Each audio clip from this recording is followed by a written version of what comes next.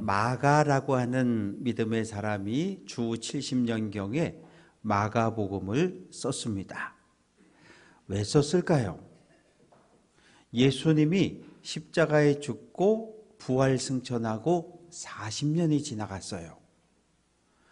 예수님의 제자들은 순교를 당하고 예수님을 만나서 은혜 받았던 사람들이 하나둘 죽어가기 시작하니까 예수님의 탄생과 사역 그리고 죽음과 부활에 대해서 기록해 놓을 필요가 생겨졌습니다. 마가는 어떤 사람일까요? 어머니는 마리아였는데 예루살렘에 아주 큰 집을 가지고 있었어요. 120명이 한 곳에 모일 정도로 큰 다락방이 딸린 아주 큰 집을 소유하고 있었습니다. 마리아의 남동생이 바나바였는데 바나바는 안디옥 교회의 첫 번째 목회자입니다. 그러니까 마가는 마리아의 아들이고 바나바의 조카가 됩니다. 안디옥 교회가 바나바와 바울을 안수해서 1차 전도 여행을 보내게 됩니다. 이때 마가가 수행원으로 따라갑니다. 수행원이라고 하는 헬라어 휘페레테스는 배 아래에서 노젓는 종을 이야기하는 거예요. 배가 앞으로 가고 뒤로 가고 하는데 배는 가는데 노를 젓는 사람들은 밑에서 젓기 때문에 보이지 않아요. 우리는 목사로, 장로로, 권사로, 집사로, 성도로 부르심을 받은 하나님의 일꾼들입니다. 모든 사람이 눈에 띄는 데서 다 봉사하겠다 그러면 교회가 시끄러워져요. 보이지 않는 곳에서 나에게 주어진 일을 묵묵히 감당할 때 교회는 앞으로 가고 하나님의 뜻을 이루는 아름다운 교회로 든든히 서갈 줄로 믿습니다. 그런데 마가가 자기에게 주어진 일을 감당하지 못했어요. 전도 여행이 너무나 힘겨웠기 때문에 중간에 그냥 예루살렘으로 돌아가 버렸습니다. 그리고 2년이 지났을 때 2차 전도 여행을 떠나게 되었는데 바나바는 조카 마가를 데려가자 그러고, 아니 사람이 한 번 실수할 수 있지 한 번은 용서해 줘야 되지 않냐. 바울은 안 된다. 저렇게 묻히기만 사람은 절대 함께 할 수 없다. 그래서 막 둘이 싸웠어요. 멱살 잡고 싸운 건 아니고 언성을 높여서 큰 목소리로 서로 다투었어요.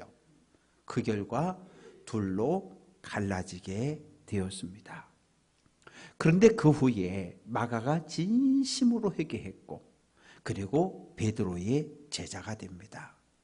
베드로를 모시고 로마에 가서 베드로 사도가 설교할 때 로마 말로 통역했던 사람이 마가입니다. 그래서 초대교회는 마가가 쓰니 마가복음을 마가가 예수님의 제자도 아니고 베드로에게 들은 예수님에 관한 이야기를 마가가 썼다 그래서 마가복음이지만 사실은 베드로 복음으로 인정을 받았습니다. 오늘 말씀은 예수님과 제자들이 성전 안에 있다가 성전 밖으로 나오고 있어요. 그런데 한 제자가 선생님, 이 아름답고 크고 화려한 건물이 보이십니까? 당시 헤롯 대왕은 예루살렘 성전을 더 넓게, 더 크게, 더 화려하게 리모델링 공사를 진행하고 있었습니다.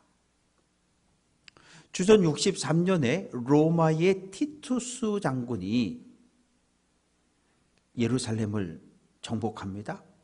그때부터 이 유대는 로마의 식민지가 됐어요. 그런데 2000년 전 로마 제국은 어마어마하게 넓은 땅덩어리를 가지고 있었어요.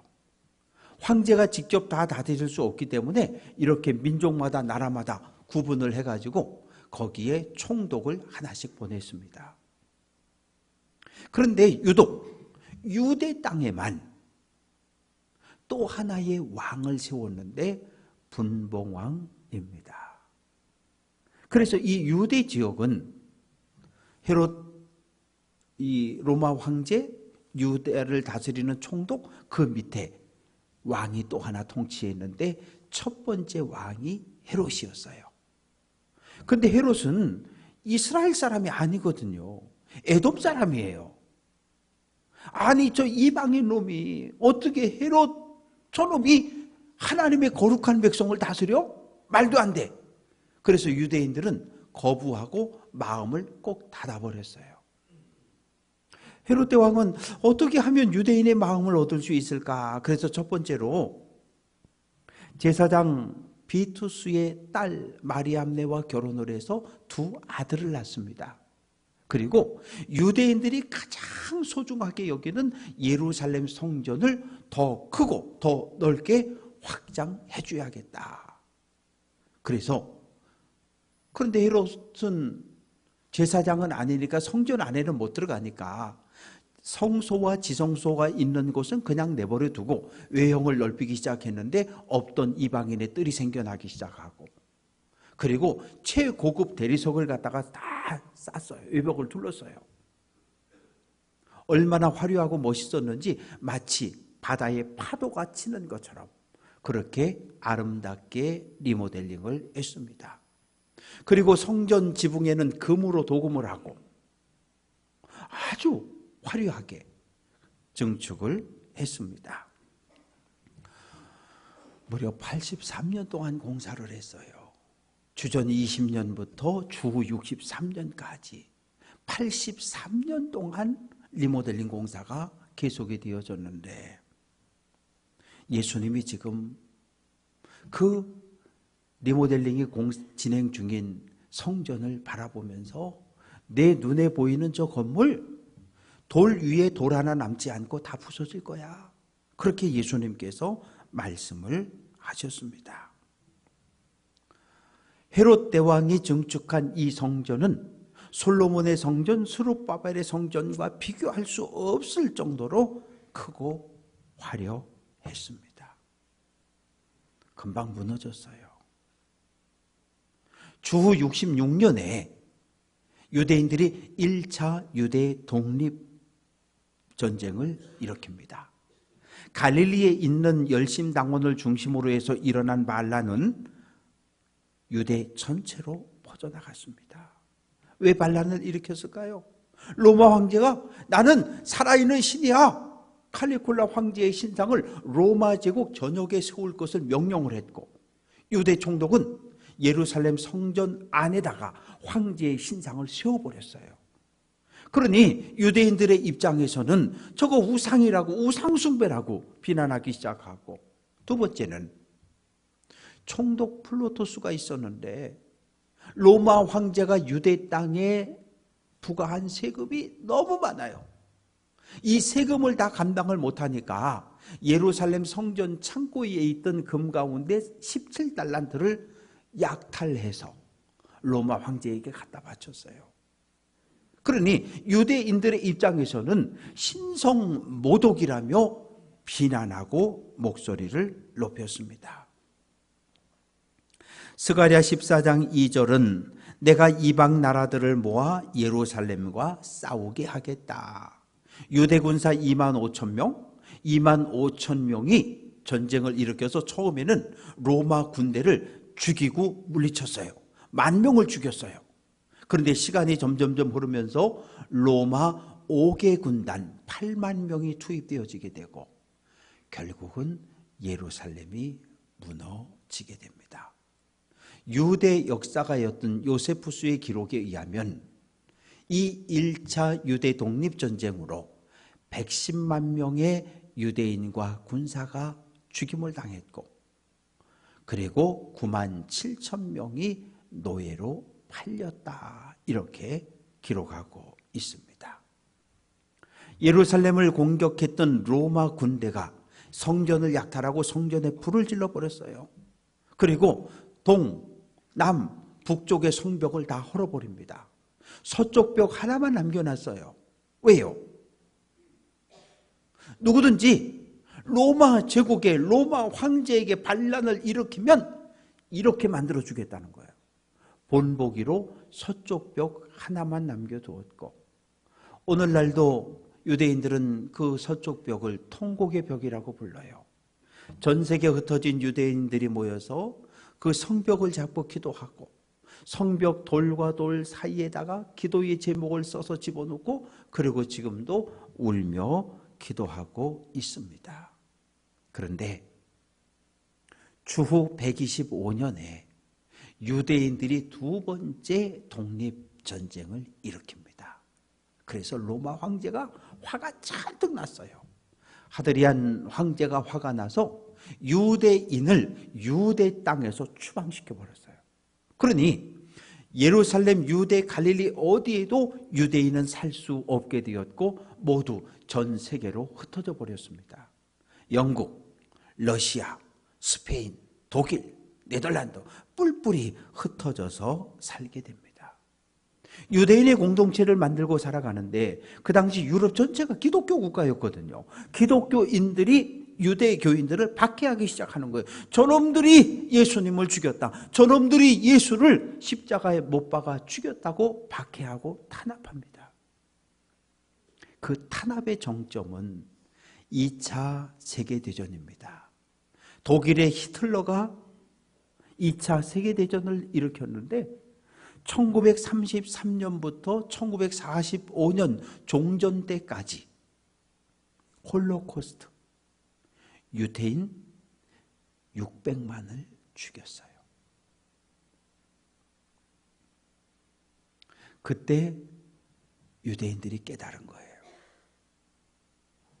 이 세상 어디에도 우리가 두 발을 쭉 뻗고 편히 살 땅이 없다는 것을 깨닫게 됩니다.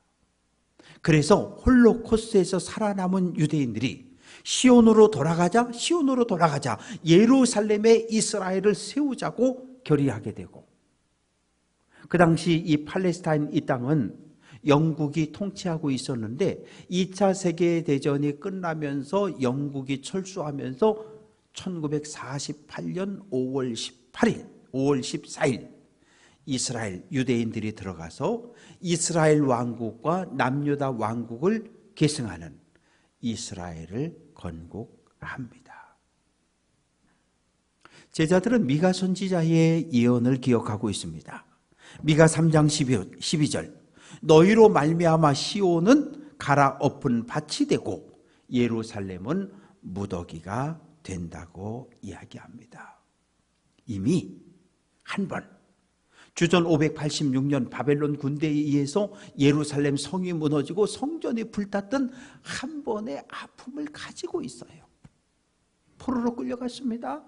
바벨론 사람들이 조롱합니다. 야, 너희가 믿는 하나님보다 우리가 믿는 마르둑 신이 훨씬 더 힘이 세. 너희 오늘부터 하나님 믿지 말고 마르둑 믿는 백성으로 다 개종해. 하나님을 업신여기고 개종을 강요했습니다. 하나님 말씀에 불순종했던 이스라엘을 향한 하나님의 심판이었어요. 그런데 예수님께서 지금 제자들에게 헤롯 대왕이 건축한 이 아름다운 성전이 다시 무너질 것을 예언을 하고 있습니다. 사랑하는 성도 여러분, 예루살렘 성전은 크고 화려했습니다. 그러나 크고 화려한 것하고 거룩한 것하고는 다른 문제지요. 우리가 하나님을 예배하는 이 예배당 대단히 크고 화려합니다. 예루살렘 성전보다 훨씬 더 커요. 그런데 어떤 일이 벌어졌습니까? 에스겔 10장 18절 여호와의 영광이 성전 문지방을 떠났다. 하나님의 영이, 성령이 예루살렘 성전을 떠나버린 거예요. 그러면 하나님의 영이, 성령이 떠난 그 성전이 거룩한 곳일까요? 아니요. 그냥 건물이에요. 오늘 우리가 하나님을 두려워하고 하나님을 사랑하는 마음을 가진 성도들이 오늘 이곳에 모여 하나님을 예배하고 하나님을 찬양하고 하나님께 기도할 때 이 교회는, 예배당은 거룩한 장소가 맞아요. 그런데 많은 성도들이 모였는데 패를 쫙 나눠서 서로 다투고 미워하고 험담하고 손가락질하고 그러는 장소가 된다면 하나님과는 아무 상관없는 그냥 창고, 큰 건물에 불과합니다. 교회는 거룩과 강도의 소굴의 경계선에 있는 거예요.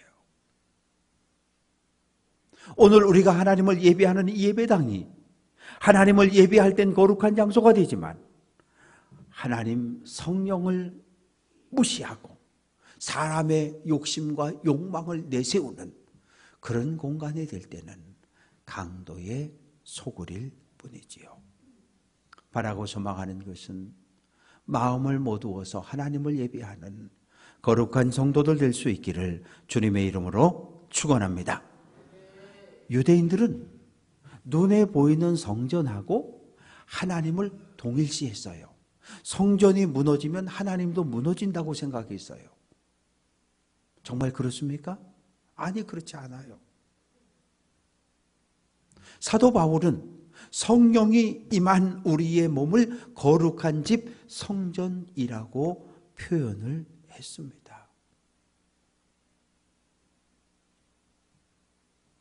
눈에 보이는 예배당이, 눈에 보이는 성전이 무너지고 불타는 것하고 하나님은 아무 상관이 없으셔요. 왜? 하나님은 어제도 오늘도 영원토록 살아계신 하나님이시기 때문입니다. 예수님 제자들과 함께 기드론 계곡을 건너서 감람산에 올라가셨어요. 올리브 나무가 많기 때문에 올리브산, 감람산이라고 불렀습니다. 그곳에서 제자들과 함께 예루살렘 성전을 마주보며 앉았어요. 그런데 베드로, 야고보, 안드레, 요한이 예수님께 와서 묻습니다. 선생님, 저 화려한 성전이 언제 무너집니까? 저 화려한 성전이 무너지는 하나님의 심판의 때가 임하기 전에 어떤 징조들이, 표적들이 있습니까? 라고 질문을 한 거예요. 제자들의 질문에 대한 예수님의 설교가 오늘 말씀의 내용입니다. 예수님은 종말에 일어날 징조에 대해서 제자들에게 알려줍니다. 5절, 너희가 사람의 미혹을 받지 않도록 주의하라. 미혹이라는 것은 거짓말로 속인다, 사기친다, 그런 이야기예요. 교회는 예수님을 그리스도로 구원자로 고백한 성도들의 모임입니다. 목회자는 성도에게 복음을 전하고 하나님의 말씀을 가르쳐요. 그러나 슬며시 교회 안에 들어온 이단과 거짓 교사는 교회 안에 들어와 있는 성도에게 거짓 복음을 전합니다. 그리고 여기는 구원이 없어. 너네 교회 목사는 별로고 장로님들 다 엉망이고, 야, 그러지 말고 우리 교회로 가. 우리 교회에 구원이 있다며 성도들을 유혹하고 끄집어냅니다. 결국 믿음의 길을 달려가지 못하게 하고 천국에 들어가는 길을 가로막는 것이 이단이고 거짓 교사입니다. 그런데 6절, 많은 사람이, 거짓 교사가, 선지자가, 그리스도가 내 이름으로, 예수의 이름으로 와서 거짓말을 한다는 거예요. 모든 이단들, 거짓 교사들의 공통점이 있습니다. 나도 예수 믿는다는 거예요. 예수 믿는 분이시군요. 예, 저도 예수 믿는다는 거예요. 우리 교회 가서 같이 성경 공부하자 그러고, 아이들이 속썩이죠. 진로 문제 있죠. 상담해 준다 그러고, 운동, 골프, 바퀴골프, 테니스, 나도 그 운동하는데 우리 같이 치자 그러고, 그렇게 다가와서 성도들을 미혹, 거짓말로 넘어뜨립니다. 성경은 하나님의 말씀을 담고 있는 책이에요. 그런데 이 성경을 누가 어떻게 가르치냐에 따라서 그 결과는 달라집니다. 샘물이 있어요. 양이 와서 먹고 소가 와서 물을 마십니다. 젖을 만들어내지요. 독사가 와서 물을 한 모금 마십니다. 사람을 물면 죽이는 독을 만들어내지요. 어떻게 해야 할까요? 베드로전서 5장 8절은 근신하라, 깨어라. 너희 대적 마귀가 우는 사자같이 두루다니며 삼킬 자를 찾는다고 말합니다. 진리, 하나님의 말씀으로 무장하고 십자가에 죽고 부활한 예수만이 우리의 구원자임을 날마다 고백하는 성도 되시기를 주님의 이름으로 축원합니다.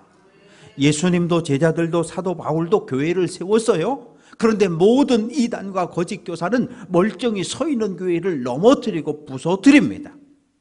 예수님은 서로 사랑하는 사랑의 공동체를 만들라고 말씀하셨는데 이단이 들어오면, 거짓 교사가 들어오면 목회자를, 교회를, 성도를 서로 갈등하게 해서 교회를 무너뜨립니다. 교회의 하나됨을 파괴하고 가정을 파괴하는 사회에 큰 문제를 일으키는 사람들이 이단이고 거짓 교사들입니다. 예수님은 말세가, 하나님의 심판의 때가 오기 전에 일어날 두 번째 징조에 대해 말씀하셨는데 전쟁이 일어난다는 거예요. 민족이 민족을, 나라가 나라를 대적하여 일어난다. 러시아하고 우크라이나하고 지금 싸우고 있잖아요. 2년 10개월 됐는데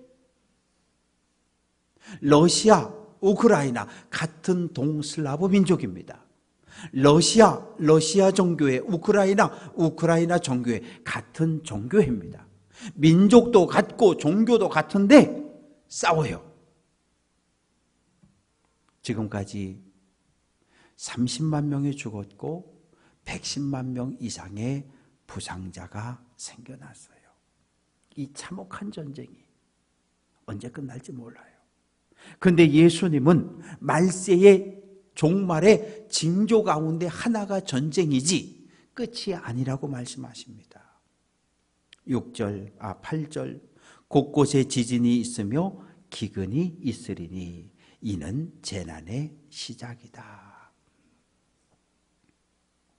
지금은 지진이 나면 태평양 무슨 때와 무슨 때가 서로 충돌해서 지진이 일어나고 이렇게 설명을 하지만 100년 전, 200년 전, 2000년 전에는 전쟁과 기근과 가뭄, 이 모든 것은 하나님과 연관해서 생각을 했어요. 우리가 하나님께 죄를 지었기 때문에 하나님 심판한다고 그렇게 받아들였습니다. 재난이라고 하는 이 단어는 산모가 산통을 느끼는 것을 이야기해요. 지난해 2월 6일 날 터키 남동부 쪽에 지진이 나는데 7.8하고 7.5 지진이 났어요. 21세기 최악의 지진으로 기록이 되어졌고 5만 명이 죽었습니다. 그리고 11만 명이 부상을 당했고 300만 명이 넘는 이재민이 발생했습니다. 예레미야 11장 22절 내가 그들을 벌하리니 청년들은 칼에 죽고 자녀들은 기근에 죽는다고 말합니다. 전쟁도 지진도 가뭄도 종말의 징조요 시작이지 끝이 아니라고 말씀을 하셔요. 아이를 임신하고 그리고 10달 달을 채우면 출산을 하게 되는데 어느 날 갑자기 9달이 지나고 10달이 가까우면 진통이 시작이 돼요.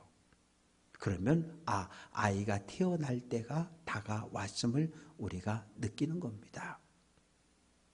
우리가 믿음의 길을 걸어가는 동안 지금까지 믿음의 길을 걸어오면서 수많은 고난을 경험하셨고 그 고난을 극복했고 인내했고 믿음으로 승리했고 하나님의 구원의 은총과 치유의 은혜를 경험했고 오늘 우리는 여기까지 왔어요. 그런데 믿음의 길이 끝난 것이 아니라 아직도 걸어가야 할 믿음의 길이 우리에게 남아 있습니다. 주후 125년 하드리안 황제에 의해서 유대인들이 가나안 땅에서 쫓겨났어요.